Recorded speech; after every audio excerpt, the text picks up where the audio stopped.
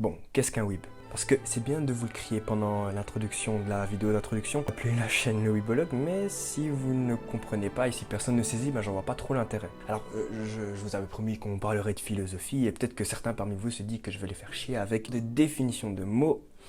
Eh ben, ceci, je leur dirais, détrompez-vous, parce que, en fait, la définition des mots, c'est l'essence même de la philosophie. J'en veux pour preuve la vie de Socrate, père de la philosophie, qui se baladait dans les rues d'Athènes et questionnait les gens sur ce qu'était pour eux le beau, le courage ou la vertu. Vous savez, on pense avec les mots. Ceux-ci sont les idées sous la forme de matière.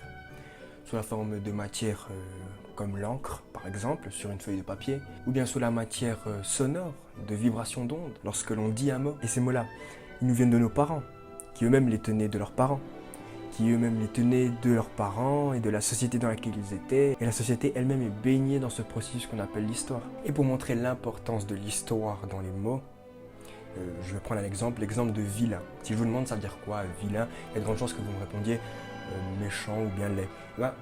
Si je vous demande maintenant l'étymologie du mot, là je pense qu'il y aura beaucoup moins de personnes qui pourront répondre. Et c'est là que ça devient intéressant en fait. Vilain, ça vient du latin vilanus, et en gros ça voulait dire un anus qui est vil. Non, bon, c'est pas vrai. Non, vilanus en fait, ça vient du latin et ça veut dire habitant de la campagne. La définition de vilain dans le système féodal, paysan libre par opposition aux serfs. Et oui, avant d'être ce mot pas très gentil, vilain signifiait ces paysans qui n'étaient pas assujettis à un fief en particulier. Et donc maintenant, il est intéressant de se demander comment du simple mot de habitant de la campagne, on a pu arriver à cette définition. Comment on est passé du paysan à quelque chose de moche et laid? En fait, la réponse est dans la question. Simple paysan. Oui, c'est qui donne la signification des mots? C'est qui désigne les gens? Nietzsche le dit bien dans la généalogie de la morale, ce sont les forts, ce sont ceux qui ont réussi à être forts, c'est-à-dire ceux qui ont réussi à prendre le pouvoir sur les autres. Et je prendrai comme exemple la Genèse dans la Bible, et non pas religieux, ne vous en faites pas en tant qu'exemple mythologique. On voit dans la Genèse que Dieu a donné le pouvoir à l'homme de nommer les animaux. Donc le fait de donner un nom, de donner une signification à quelque chose, c'est un pouvoir, ça montre qu'on a du pouvoir sur cette chose, comme les parents ont du pouvoir sur leurs enfants. Et maintenant, évidemment, si vous êtes seigneur et que vous voyez un paysan, vous avez un peu plus de mépris envers lui que vous aurez envers vos pères. Alors, le terme weeb, le mot weeb, c'est le diminutif de weeboo. Et weeboo provient d'un webcomic, un comic de journal, appelé The Perry Bible Fellowship, écrit par Nicholas Gurwitch. Ce webcomic compte de petites histoires, en quelques cases avec une fin un peu à l'humour noir et très inattendu. Si on gaspille encore du temps au weeboo, on fera banqueroute d'ici la fin du mois. Est-ce que quelqu'un vient juste de dire weeboo? Parce que j'ai l'impression d'avoir entendu quelqu'un dire weeboo. Weeboo, weeboo, weeboo, weeboo. Alors, j'ai beau avoir cherché, j'ai pas pu trouver ce que le terme définissait en lui-même, enfin bref, passons. En tout cas, ce qu'on voit, c'est qu'il n'a rien à voir avec le monde de la pop culture nippone. Et donc du coup, là, on peut se demander pourquoi il en est devenu l'un des épithètes les plus utilisés.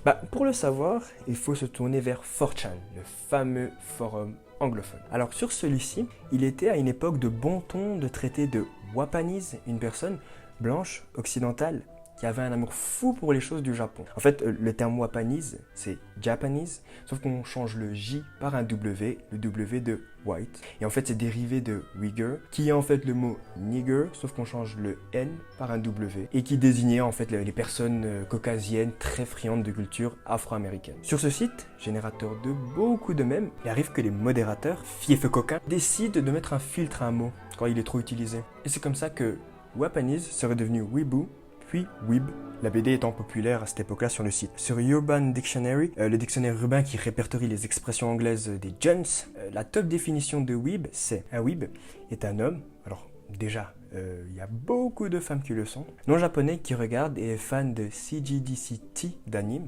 Alors ça veut dire Cute Girl Doing Cute Things, les filles mignonnes qui font des choses mignonnes dans les animés. Ain waifu, un coussin waifu, est obsédé par le Japon. Voilà, c'est en gros un mec relou qui force avec la culture japonaise et qu'il ne connaît qu'à travers son écran.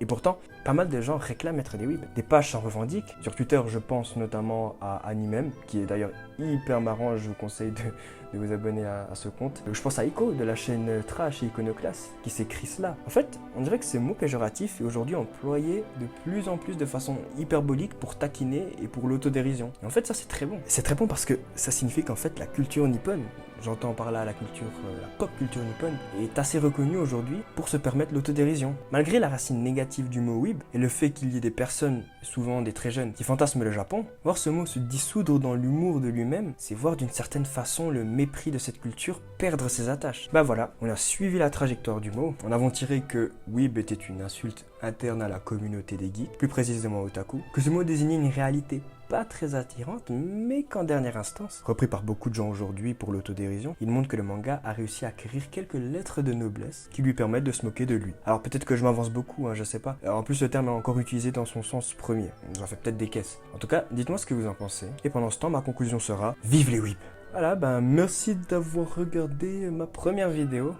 Du coup là, je vais parler comme un youtubeur. Pouce bleu si vous avez aimé. Petit commentaire pour me dire ce que vous en pensez, pour rajouter des trucs ou peut-être corriger. Et le partage, ça fait toujours plaisir.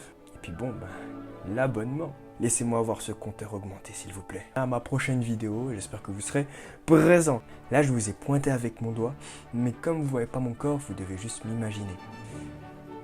Tchuss!